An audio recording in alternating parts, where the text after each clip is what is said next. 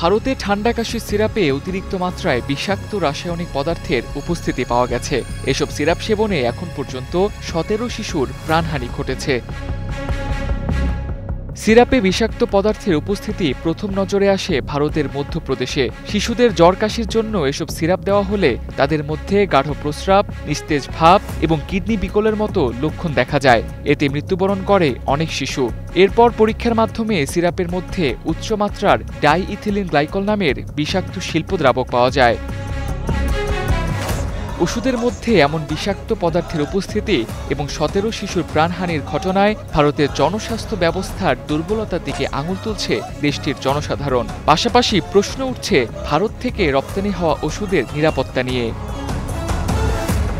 বিশ্বে জেনেরিক ওষুধ সরবরাহের ২০% বেশি আসে ভারত থেকে এবং ২০০টিরও বেশি দেশে ওষুধ রপ্তানি করে দেশটি। ফলে সেসব ওষুধের মধ্যেও কোনো বিষাক্ত পদার্থ আছে কিনা ভারতের কাছে তা স্পষ্ট জবাবদিহিতা চেয়েছে বিশ্ব স্বাস্থ্য সংস্থা।